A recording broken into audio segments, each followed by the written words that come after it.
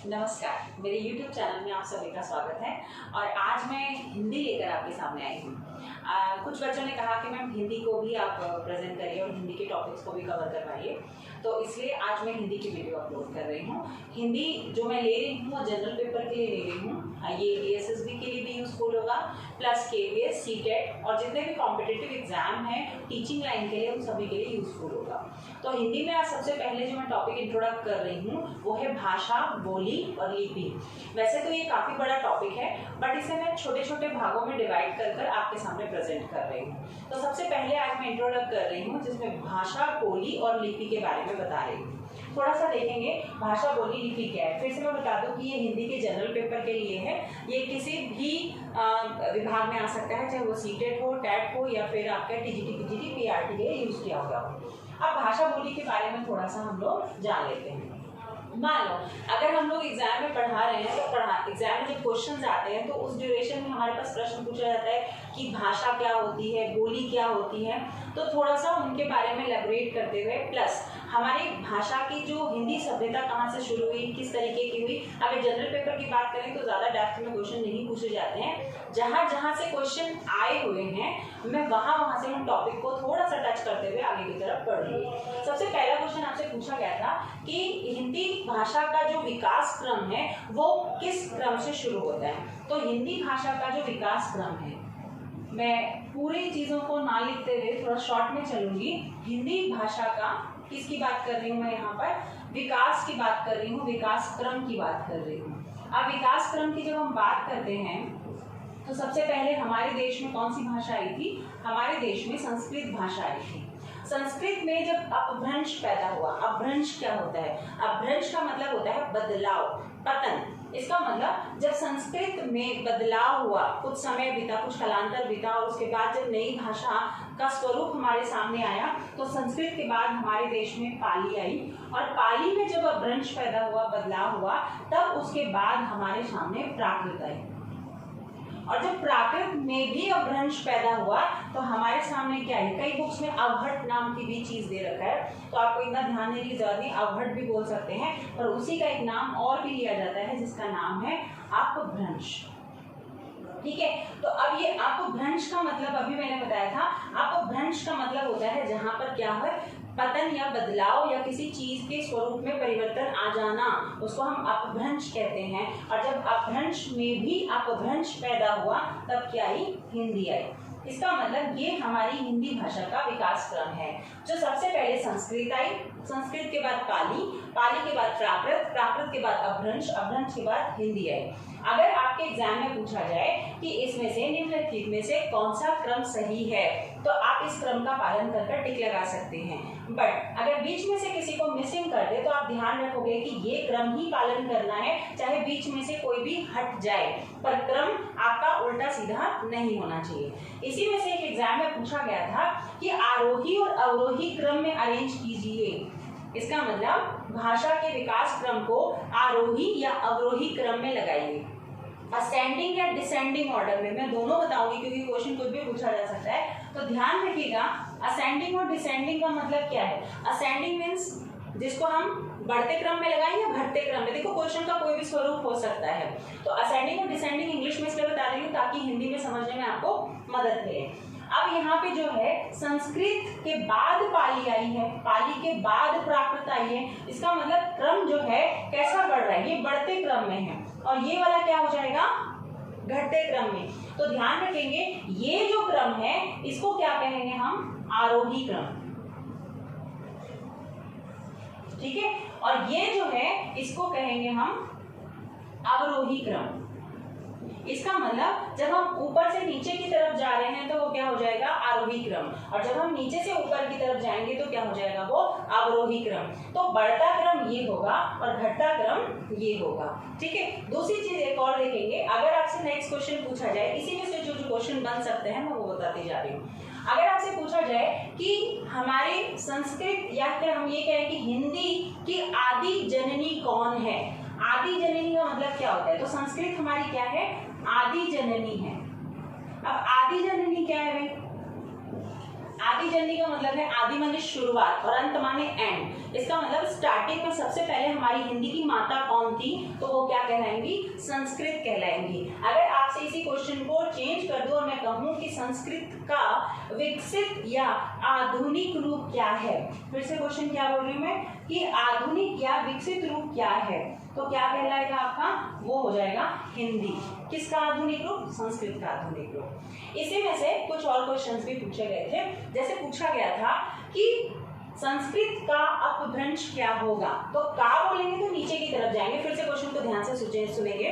संस्कृत का अपभ्रंश क्या है, तो क्या हो जाएगा, पाली। और अगर आपसे पूछा जाए कि पाली का अपभ्रंश क्या है, तो प्राकृत। बट इसी क्वेश्चन को थोड़ा सा चेंज कर दूं और मैं कहूं कि प्राकृत किसका अपभ्रंश है, तो हम ऊपर की तरफ जाएंगे, क्या हो जाएगा, पाली। या मैं आपसे पूछ लूं कि अपभ्रंश किसका अपभ्रंश है, तो हम ऊपर की तरफ जाएंगे, प्राकृत का।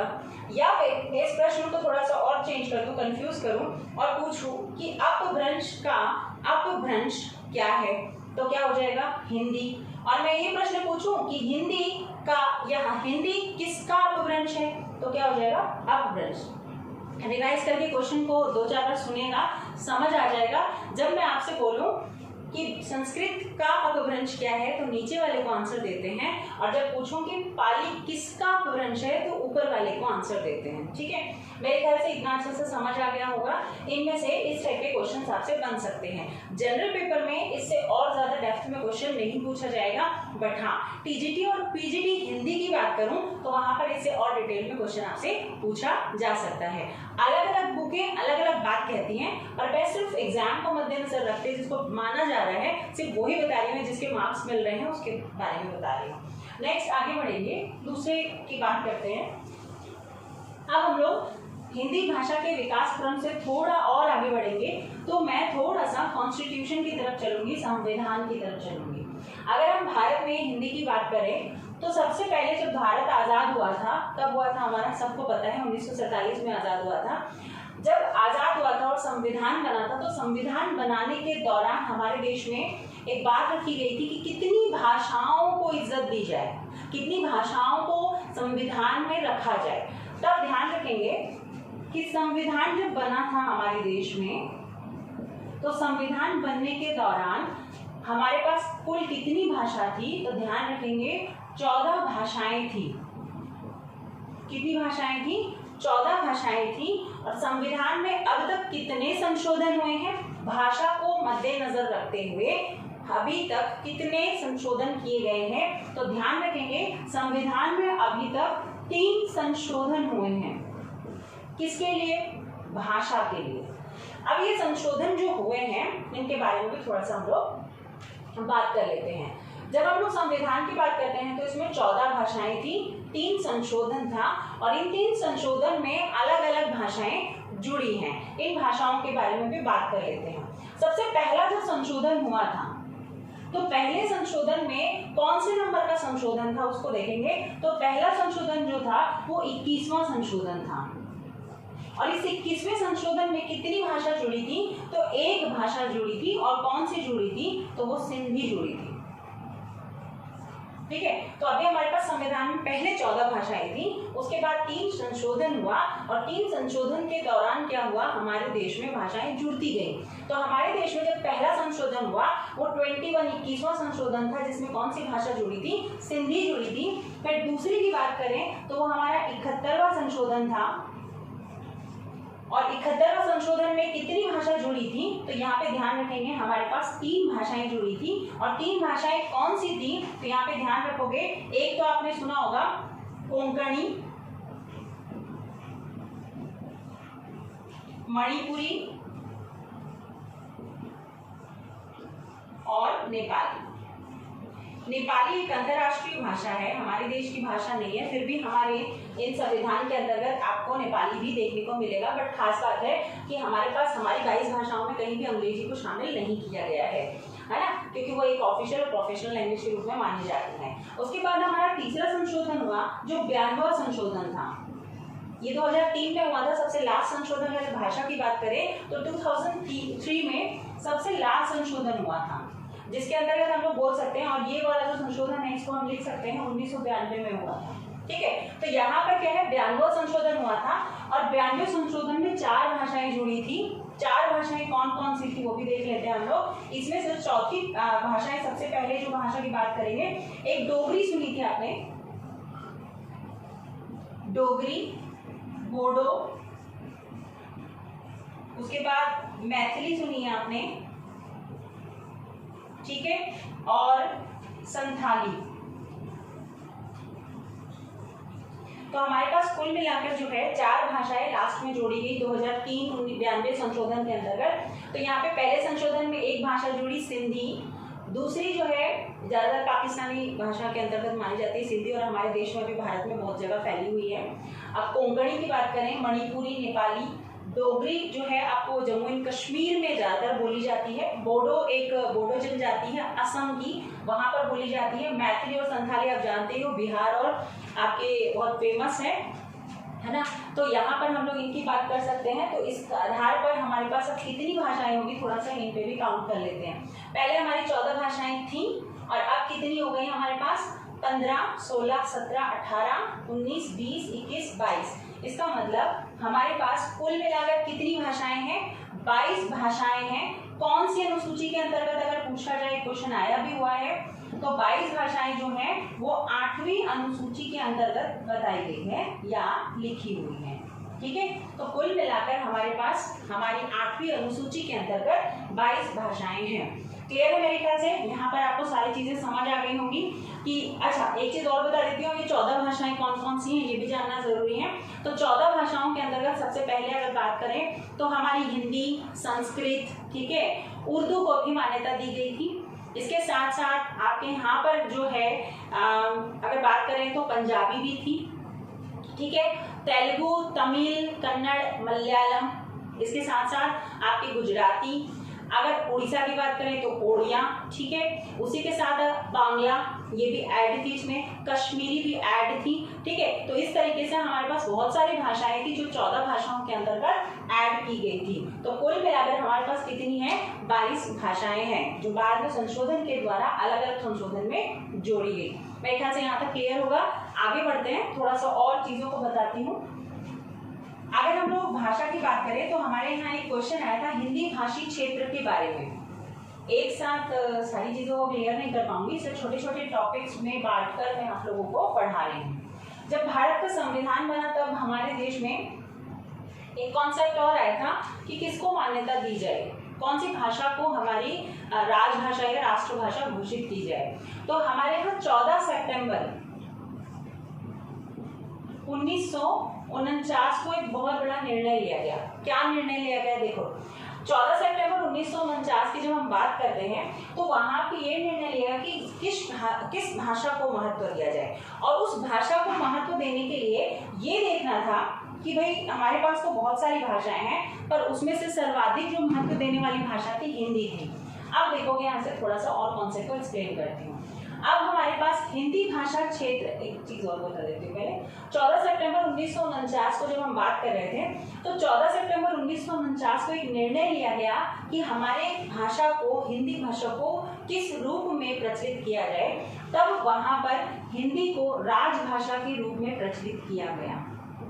अब राजभाषा क्यों घोषित किया गया इसको, और ये बहुत अच्छा दिन था 14 सितंबर का राजभाषा घोषित करने का, क्योंकि इसी दिन हमने 2 काम और किया था। सबसे पहला काम तो ये किया था कि इस दिन हमने लिपि भी घोषित कर दी थी कि किस लिपि में लिखा जाएगा। तो 14 सितंबर 1949 को हमारी लिपि जो थी देवनागरी भी घोषित कर दी गई।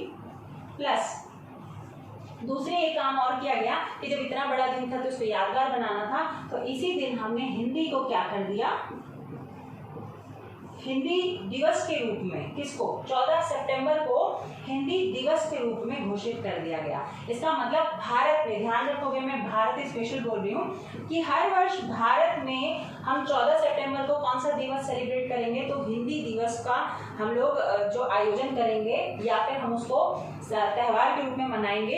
ये 14 सितंबर को राजभाषा बनने की खुशी में या उपलक्ष्य में आपकी क्या की गई थी, घोषणा की गई थी। अब देखोगे दूसरा एक और कॉन्सेप्ट बताती हूँ कि इसको राजभाषा क्यों घोषित किया गया, राष्ट्रभाषा क्यों नहीं किया गया। एक्चुअली क्या है कि हमारा भारत जो है मल्टीलिंग्विस्टिक है, इसका मतलब बहुत सारी भाषाएं हमारे देश में हैं, बहुभाषी क्षेत्र के नाम से भी इसे जाना जाता है। अगर हम लोग चारों कोनों में देखें भारत के, तो हमारे हर जैसे बोलते हैं डांग पे जितने हम बदलते जाएंगे पैर के कदम, उतनी ही भाषाओं में परिवर्तन देखने को मिलेगा।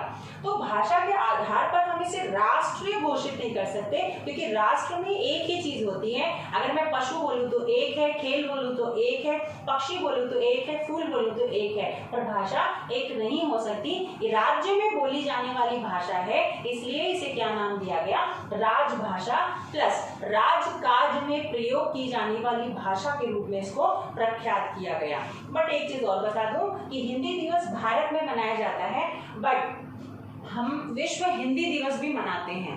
हमारे यहाँ 10 से 14 जनवरी 1975 की बात कर रही हूँ मैं, 1975 में एक विश्व हिंदी सम्मेलन का आयोजन किया गया था। पूरी एक बार हिस्ट्री के साथ बता रही हूँ। विश्व हिंदी सम्मेलन का आयोजन किया गया था। ये जो विश्व हिंदी सम्मेलन है, इसका मुख्य उद्देश्य था कि हिंदी को विश्व स्तर पर क्या कर सके, हम लोग फैला सके। मतलब भारत में तो हिंदी को सभी कोई जानते हैं, प्रचलित है, परंतु हिंदी को अपने राष्ट्र से निकालकर अंतर्राष्ट्रीय स्तर पर ले जाने के लिए हमने विश्व हिंदी सम्मेलन का आयोजन किया। इस सम्मेलन में हमने हिंदी के बारे में, नाट्य रचनाओं के बारे में, रचनाओं के बारे में, बड़ी बड़ी कविताएं जो भी है, उन सबको एक स्टेज पर लाकर अपनी हिंदी को विश्व स्तर पर प्रचलित करने का एक उद्देश्य निर्धारित किया। इस दिन हमने बहुत अच्छा काम किया था कि हमने इसे अंतर्राष्ट्रीय स्तर पर फेमस करना चाहते थे। ये सबसे पहले जो मनाया गया था वो कहाँ मनाया गया था, नागपुर में मनाया गया था। नागपुर महाराष्ट्र जिले में, आपको पता होगा महाराष्ट्र राज्य के अंतर्गत आता है, और शिरडी के नाम से भी बहुत लोग जानते हैं। नागपुर आसपास वहीं पर है, शिरडी साई के नाम से। तो विश्व हिंदी सम्मेलन जो सबसे पहला कहाँ मनाया गया था, नागपुर में मनाया गया था। और दूसरी बात यहाँ है कि इसके अध्यक्ष कौन थे। एक एग्जाम में आपके पूछा गया है DSSB के अध्यक्ष कौन थे, तो इसमें हम लोग क्या नाम से थे, शिव सागर राम गुलाम, आपने सुना होगा। तो विश्व हिंदी सम्मेलन के सबसे प्रमुख जो पहले अध्यक्ष थे वो कौन थे, शिव सागर राम गुलाम थे। शिव सागर राम गुलाम। अभी जो शिव सागर राम गुलाम जो हैं, ये ऐसे ही प्रसिद्ध नहीं हुए। इनको क्यों यहाँ का अध्यक्ष रखा गया था, क्योंकि ये मॉरिशस के राष्ट्रपति थे और ये रहने वाले बिहार के हैं। और रहने वाले बिहार के और कहाँ के राष्ट्रपति बने हैं, ये आपके मॉरिशस के। इसीलिए इन्होंने सेकेंड जो विश्व हिंदी सम्मेलन आयोजन किया था, इन्होंने अपने ही देश, अपने ही कंट्री में करवाया था, जो मॉरिशस में कराया था। अब दूसरी चीज देखोगे, अध्यक्ष तो ये थी, बट इंदिरा गांधी ने इनका जो उद्घाटन किया था, विश्व हिंदी सम्मेलन का जो उद्घाटन, ओपनिंग का काम किसने किया था, इंदिरा गांधी ने। ये क्वेश्चन भी पूछा गया हुआ है। अब दूसरी चीज, जब इतना बड़ा दिन था, इतना मतलब हिंदी को एक बड़े स्तर पर ले जाया जा रहा था, तो उसे यादगार तो बनाना था। इसलिए हमारे देश में, भारत में तो हिंदी दिवस 14 सितंबर को मनाते हैं, परंतु अगर हम लोग विश्व हिंदी दिवस की बात करें तो ध्यान रखोगे 10 जनवरी को हिंदी दिवस मनाया जाता है, वो भी विश्व स्तर पर। तो आपसे पूछा जाए कि विश्व हिंदी दिवस कब मनाया जाता है, तो वो 10 जनवरी है। बट अगर आपसे भारत में हिंदी दिवस की पूछा जाए तो वो 14 सितंबर है। मेरे ख्याल से इतना आपको क्लियर हो गया होगा, समझ आ गई होगी, ठीक है।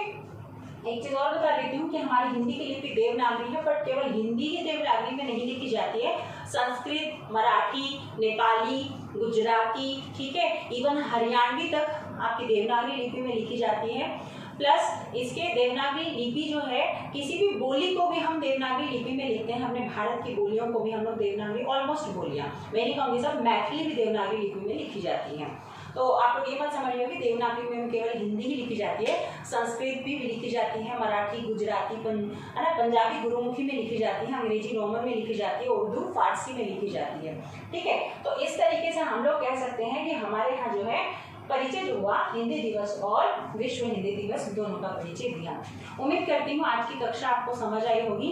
हिंदी के बारे में और चीजें हम लोग देखेंगे नेक्स्ट क्लास में, ठीक है। तो आज हम लोग यहीं पर कक्षा समाप्त करते हैं। उम्मीद करती हूँ आपको आगे और अच्छे से क्लियर हो।